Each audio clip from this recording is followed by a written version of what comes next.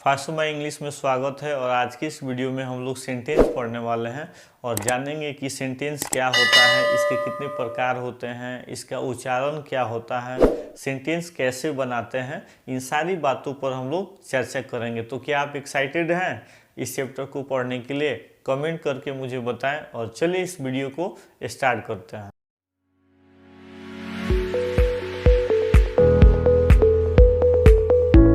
बाबू, सबसे पहले हम लोग जानेंगे कि इसका उच्चारण क्या होता है, सेंटेंस बोलेंगे या सेंटेंस। तो आप याद रखिएगा, इसको हम लोग बोलते हैं सेंटेंस। क्या बोलते हैं? सेंटेंस।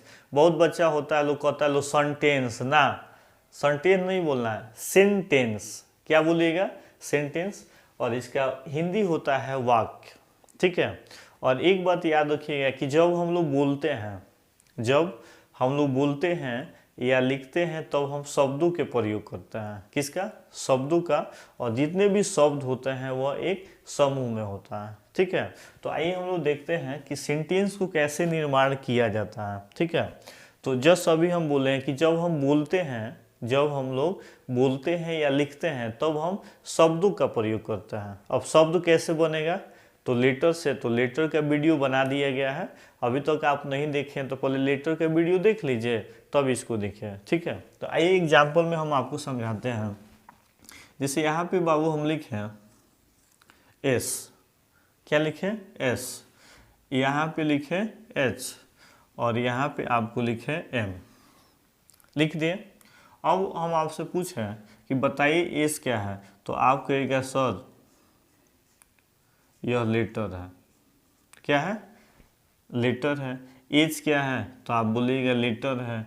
एम क्या है? लेटर है। सब के सब क्या है? लेटर है। अब क्या होगा कि अब एस से हम बना दिए सी, तो यह भी लेटर, यह भी लेटर, अब पूरा हम लोग का क्या बन गया? सी वर्ड बन गया। क्या बना? वर्ड बना। उसी तरह एच है तो हम इससे आपको बना दिए हैज़, तो ए हमारा लेटर है, एस हमारा लेटर है और पूरा क्या बना? हैज़। क्या बना? हैज़। तो हैज़ हम लोग का क्या है? वर्ड है। उसी तरह एम से हम बना दिए मनी। क्या बना दिए बाबू? मनी। तो देखो ये सब के सब लेटर है और पूरा का पूरा वर्ड हो गया। बात समझ रहे हैं ना? तो अभी हम बोले कि जब हम लोग लिखते हैं या बोलते हैं तब हम शब्द का प्रयोग करते हैं और जितने भी शब्द होते हैं वो अब समूह में होते हैं। तो देखिए अब बन गया सी हैज़ मनी। क्या बना? सी हैज़ मनी। तो हम लोग का अब क्या निर्माण हो गया? सेंटेंस का निर्माण हो गया। ठीक है। अब आप हमें बताइए बाबू कि इन तीनों में, किस में? लेटर, वर्ड और सेंटेंस, इन तीनों में सबसे ज़्यादा इम्पोर्टेंट कौन है? लेटर है कि वर्ड है कि सेंटेंस है? कौन है? आप मुझे अभी तुरंत कमेंट करके बताइए कि इन तीनों में सबसे ज़्यादा इम्पोर्टेंट कौन है। तो कौन है बाबू? लेटर है। लेटर है तभी वर्ड बना, और जब वर्ड है तभी हमें सेंटेंस बना।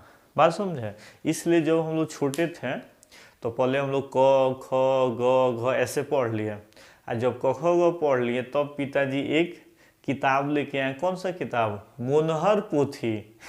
आप कमेंट करके बताइए कि इसमें से कौन कौन जो है मोनहर पोथी पढ़ा है। ठीक है। तो जब पापा जी मोनहर पोथी लाए तो हम लोग सीखें क से कमल, ख से खरगोश, ग से गाधा। जब ये सब हम लोग सीख गए उसके बाद वाक्य बनाना सीखे, जैसे बाबू माला ला, घर मत चल, ऐसे ऐसे हम लोग पढ़े थे। तो लेटर से वर्ड बनाए और वर्ड से सेंटेंस। ठीक है।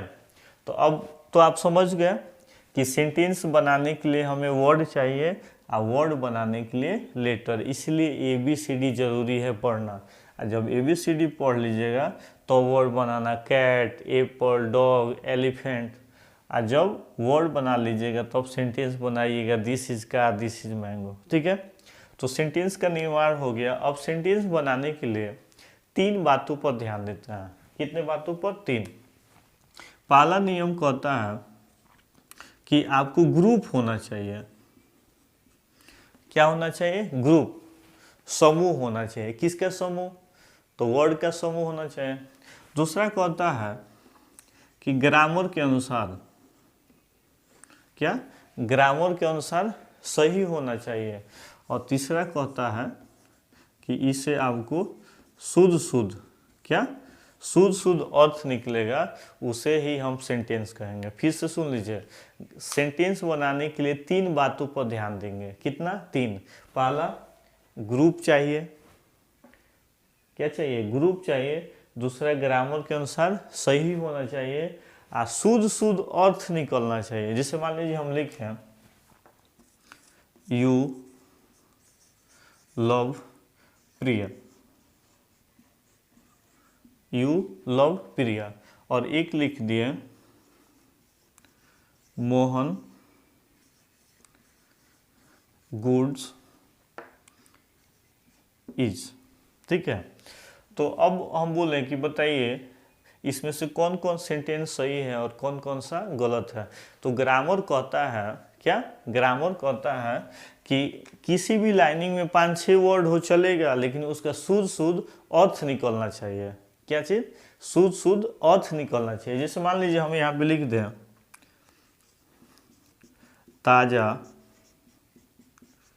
भैंस का दूध पिलाओ, ताजा भैंस का दूध पिलाओ।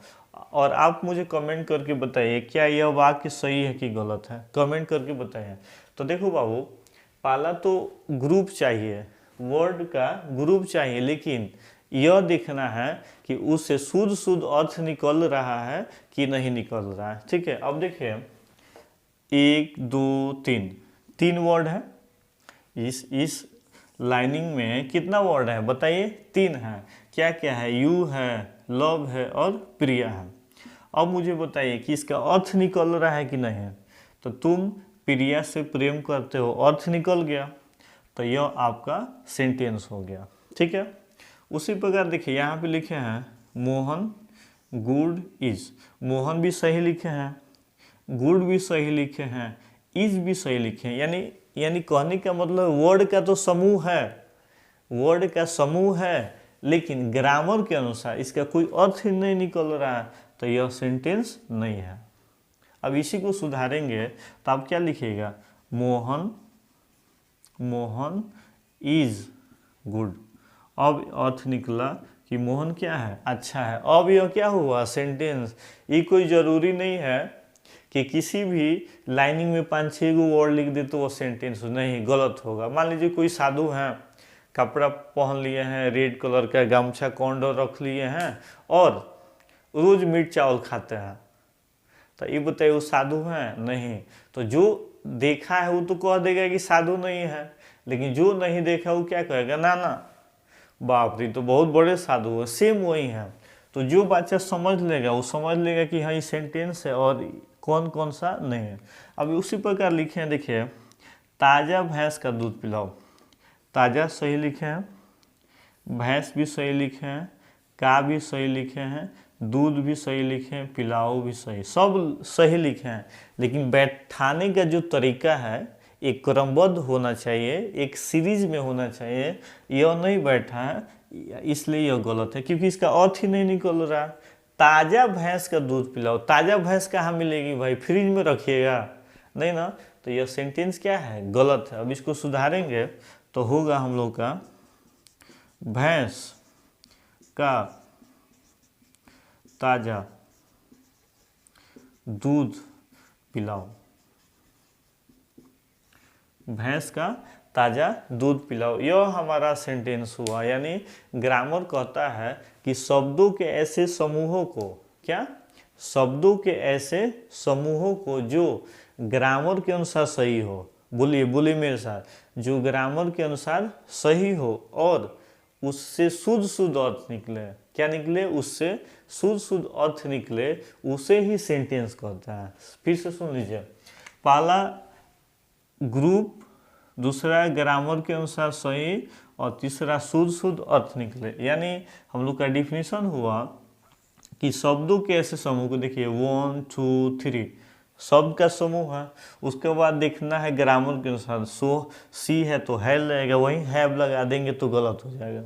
तो सी के साथ हैज मन, ये भी सही है और इसका अर्थ निकल रहा है कि उसके पास पैसा है। तो वही नियम कह रहा है कि शब्दों के ऐसे समूहों को जो ग्रामर के अनुसार सही हो और उसे शुद्ध शुद्ध अर्थ निकले उसे सेंटेंस कहते हैं। तो कोई कहे व्हाट इज सेंटेंस, सेंटेंस क्या है, किसे कहते हैं, तो हिंदी में बोलेंगे शब्दों के ऐसे समूहों को जो ग्रामर के अनुसार सही हो या उससे शुद्ध शुद्ध अर्थ निकले उसे सेंटेंस कहते हैं। बगल में डिफिनीशन दिखाई दे रहा है इंग्लिश और हिंदी दोनों, अभी नोट कर लीजिए। The group of words which put together according to the rules of grammar is called sentence. ठीक है, तो सेंटेंस बनाना सीख गए कि सेंटेंस बनाने के लिए वर्ड चाहिए और वर्ड बनाने के लिए लेटर, राइट। अब हम लोग जानेंगे कि सेंटेंस के कितने प्रकार हैं और कौन कौन होता है, तो चलिए जानते हैं। अब हम लोग पढ़ेंगे काइंड्स ऑफ सेंटेंस, वाक्य के प्रकार।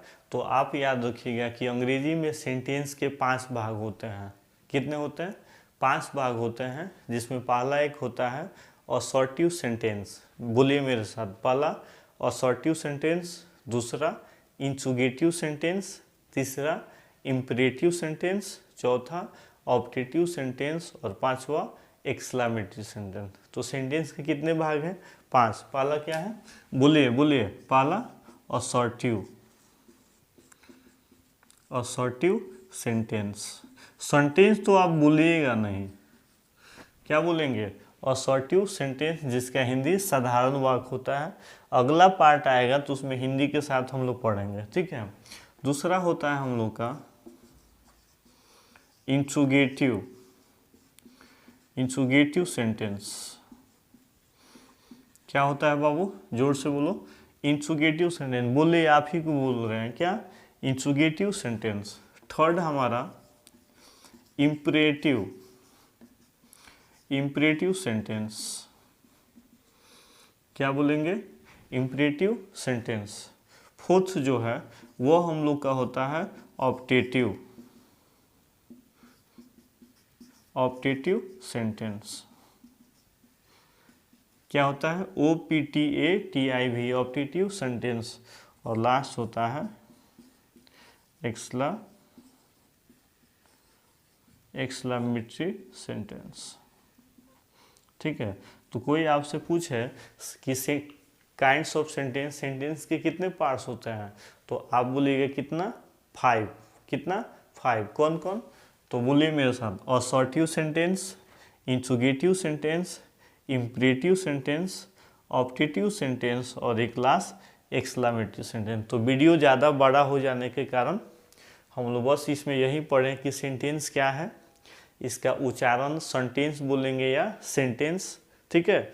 और थर्ड पढ़ेंगे काइंड्स ऑफ सेंटेंस। तो अगला जो वीडियो आएगा उसमें हम लोग पढ़ेंगे कि असर्टिव क्या है, इंट्रोगेटिव क्या है, इम्परेटिव क्या है। तो आज के लिए बस इतना ही, हम लोग मिलते हैं अगले वीडियो में। जय हिंद।